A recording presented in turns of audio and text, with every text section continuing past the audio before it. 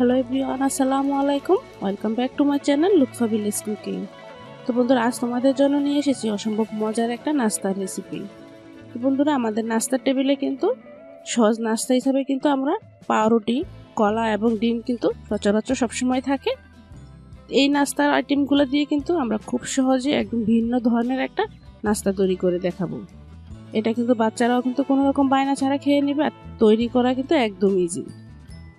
আর ভিডিওটা দেখে যদি একটু মন থেকে ভালো লাগে থাকে তাহলে অবশ্যই একটা লাইক দিবে, আর চ্যানেলে নতুন বন্ধু হয়ে থাকলে চ্যানেলটাকে সাবস্ক্রাইব করে পাশে থাকা বেল বাটনটাও ক্লিক। তো নাস্তাটা তৈরি করার জন্য এখানে আমি পাউরুটি স্লাইস নিয়েছি 5 পিস, আর নিচ্ছি 3টা কলা। কলাগুলো যেহেতু ছোটো সাইজের তাই আমি 3টা কলা নিয়েছি। তো এখন আমি পাউরুটির যে সাইডে ব্রাউন কালার অংশগুলো একটা ছুরির সাহায্যে কেটে নিচ্ছি। এই অংশগুলো থাকলেও কোনো সমস্যা নেই, তবে দেখার সৌন্দর্যের জন্য কিন্তু আমি কেটে নিচ্ছি।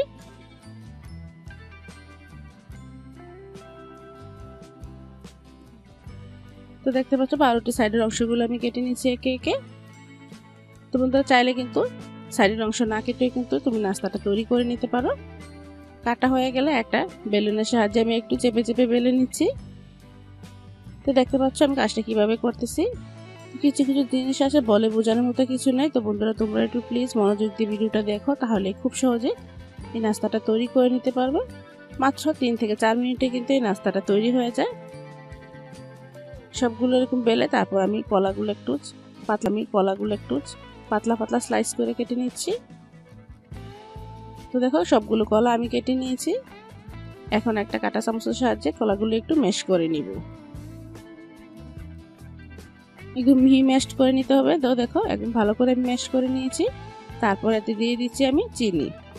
কলা কিন্তু একদম কড়া মিষ্টি হয় না, তাই একটু চিনি দিয়ে দিচ্ছি, এতে করে খেতে বেশি ভালো লাগবে। তো যারা চিনিটা খেতে চাও না তারা এটা একটু স্কিপও করতে পারো। তো এখানে আমি 1.5 টেবিল চামচ চিনি দিয়ে দিলাম। চিনিটা দিয়ে আবারও ভালো করে মিশিয়ে নিচ্ছি।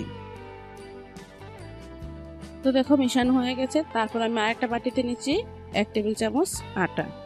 অল্প একটু পানি দিয়ে আমি এটাকে একটা ব্যাটার তৈরি করে নিব। এই ব্যাটারটা কিন্তু একটু ঘন হবে, এটা কিন্তু এখানে আঠার কাজ করবে।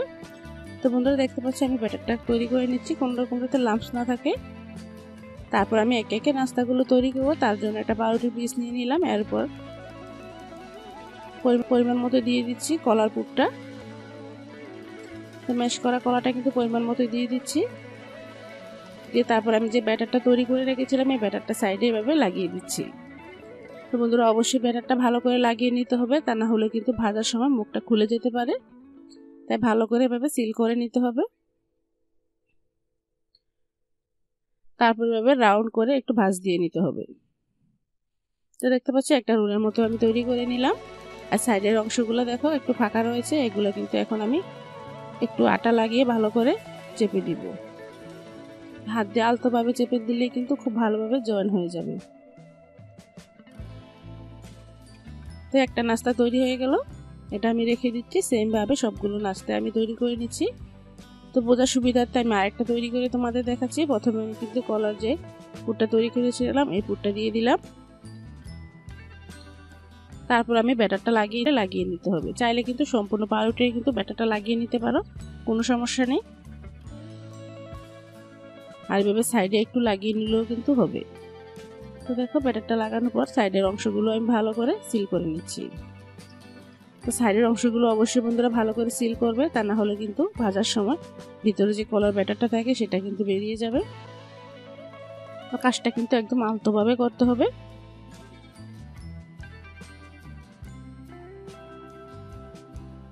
আর সবগুলো নাস্তা আমি তৈরি করে নিয়েছি। এখন আমি উপরে যে ব্যাটারটা তৈরি করব তা কিন্তু আমি ডিম দিয়ে তৈরি করব। তার জন্য একটা ডিম নিয়ে নিলাম, দিচ্ছি কিছু চিলি ফ্লেক্স আর দিচ্ছি কিছুটা ধনেপাতা কুচি। তো বন্ধুরা, বাচ্চাদের জন্য তৈরি করলে অবশ্যই চিলি ফ্লেক্সটা বাদ দিতে পারো।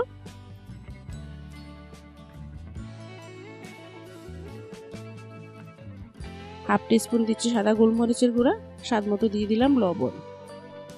আর এখানে অল্প একটু পানি দিয়ে দিচ্ছি। পানি দিয়ে এখন আমি ভালো করে ডিমের সাথে সব উপকরণগুলো মিশিয়ে নিব। তো বন্ধুরা, 5 পিস নাস্তার জন্য কিন্তু একটা ডিমে যথেষ্ট। তো তোমাদের নাস্তার পরিমাণ বেশি হলে কিন্তু ডিমের পরিমাণ কিন্তু বাড়িয়ে দিতে হবে। তো দেখো ভালো করে আমি তেলটা গরম করে নিয়েছি। এখন আমি এটাকে ভেজে নিব। তার জন্য প্রথমে পাউরুটি পিসগুলো নিয়ে এভাবে ডিমের ব্যাটারে ভালো করে কোট করে নিতে হবে, তারপর সরাসরি তেলে ছেড়ে দিতে হবে। আর তেলের হিটটা মিডিয়াম আঁচ করে নিতে হবে। একদম হাই হিটে রাখলে কিন্তু দেওয়ার সাথে সাথে একদম কালো হয়ে যাবে। তো মিডিয়াম আঁচে নাস্তাগুলো ভাজতে হবে। মাত্র 1 মিনিট সময় লাগে নাস্তাগুলো ভাজতে। তো দেখো নাস্তাগুলো কিন্তু খুব সহজে ভাজা হয়ে গেছে। এখন আমি তুলে নিচ্ছি।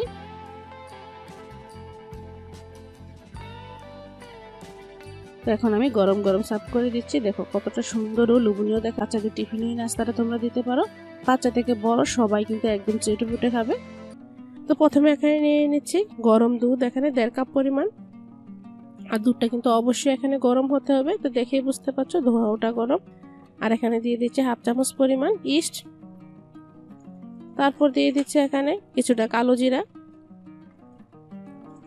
দিচ্ছি পরিমাণ মতো লবণ আর 3 টেবিল চামচ চিনি। তো চিনিটা এখানে চাইলে একটু কম বেশি করে নিতে পারো। তো এখন আমি একটা হুইস্কের সাহায্যে চিনি এবং ইস্টটা ভালো করে মেল করে নিচ্ছি। তো যতক্ষণ পর্যন্ত চিনিটা না গলবে ততক্ষণ পর্যন্ত এভাবে নেড়ে আমি চিনিটা প্রথমে গলিয়ে নিচ্ছি।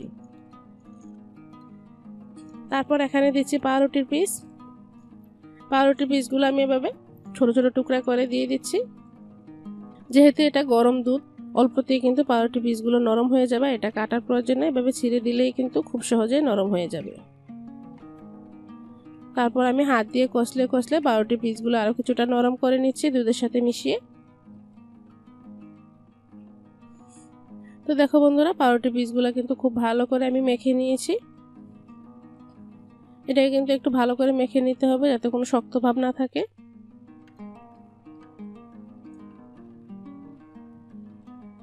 তো পাউরুটি পিসগুলো ভালো করে মাখা হয়ে গেছে।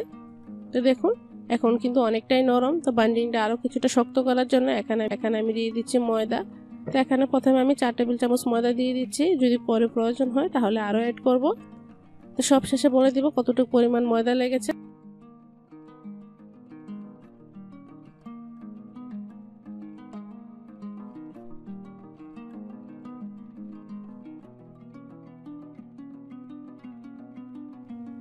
তারপর এখানে ময়দা দিয়ে আমি আর কিছুটা মেখে নিলাম। তো দেখুন এখনো কিন্তু ডোটা অনেকটাই নরম। এই ডোটা কিন্তু এতটা নরম হলে হবে না, একটু শক্ত টাইপের হতে হবে। তারপর এখানে দিয়ে দিচ্ছি আরো 3 টেবিল চামচ ময়দা। তো চাইলে কিন্তু এখানে ময়দার বদলে আটাও অ্যাড করতে পারো। তো এখানে কিন্তু মোটামুটি 7 চামচ পরিমাণ ময়দা লেগেছে। তো ডোটা তৈরি হয়ে গেছে। এখন ঢাকা দিয়ে আমি গরম জায়গায় 8 ঘন্টার মতো রেস্টে রেখে দিব।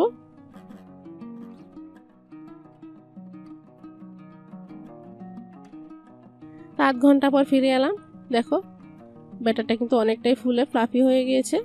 এখন আরো কিছুক্ষণ আমি এটাকে ভালো করে মেখে নিব। তো এই পর্যায়ে কিন্তু একটু ভালো করে ফেটিয়ে নিতে হবে। ভিতরে যে এয়ার বাবলস আছে সেগুলো বের করে নিতে হবে। আর একটু সময় নিয়ে ভালো করে ফেটিয়ে নিলে নাস্তাগুলো কিন্তু খুবই ফুলকো ফুলকো আর মুচমুচে হবে। তো এখন আগে থেকে আমি তেলটা বসিয়ে রেখেছিলাম। তেলটা যখন ভালোভাবে গরম হয়ে যাবে তারপরে একে একে নাস্তাগুলো দিয়ে দিচ্ছি। তো আজকে আমি ছোট ছোট এরকম গোল গোল শেপ করে দিচ্ছি। তো চাইলে তোমরা যে কোনো শেপে তৈরি করতে পারো। নাস্তাগুলো দেওয়ার সাথে সাথে দেখো ফুলে একদম উপরে চলে এসেছে। তো এভাবে অনবরত নেড়ে কিন্তু নাস্তাগুলো আমি ভেজে নিব। আর চুলার হিটটা কিন্তু হাই হিটে গরম করার পর তারপর মিডিয়াম আঁচে কিন্তু নাস্তাগুলো ভাজতে হবে। তো যেগুলো প্রথম দিয়েছি সেগুলো কিন্তু খুব সুন্দর কালার চলে এসেছে, এগুলো আমি তুলে নিচ্ছি। আর বাকিগুলো কিন্তু আমি এভাবে একটু অনবরত নেড়ে আমি খুব সুন্দর কালার চলে আসা পর্যন্ত একটু ভেজে নিব। তো দেখো বন্ধুরা সব নাস্তাগুলোই ভাজা হয়ে গেছে। এখন একটা স্ট্রেনারের সাহায্যে আমি তেল ছেঁকে তুলে নিচ্ছি। দেখতে পাচ্ছ খুব সহজেই কিন্তু এই নাস্তাটা বাচ্চাদের তৈরি করে দিতে পারো। বাচ্চাদের টিফিনও দিবে, দেখবা টিফিন বক্স একদম শূন্য হয়ে আসবে। তো আশা করছি সহজ রেসিপিতে তোমাদের কাছে আজকের রেসিপিটাও ভালো লেগেছে। বন্ধুরা তোমাদের জন্য এত কষ্ট করে ভিডিও তৈরি করি, প্লিজ বন্ধুরা একটা লাইক দিবে আর কমেন্টস করে অবশ্যই জানাবে তোমাদের কেমন লেগেছে। দেখতে পাচ্ছ কতটা নরম ও তুলতুলে। সত্যি বন্ধুরা মুখে দেওয়ার সাথে সাথে কিন্তু একদম মুখ মিলিয়ে যায়। যাকে একবার তৈরি করে খাওয়াবে সে কিন্তু নেক্সট টাইম তোমার কাছে আবারও রিকোয়েস্ট করবে এই নাস্তাটা তৈরি করে দেওয়ার জন্য।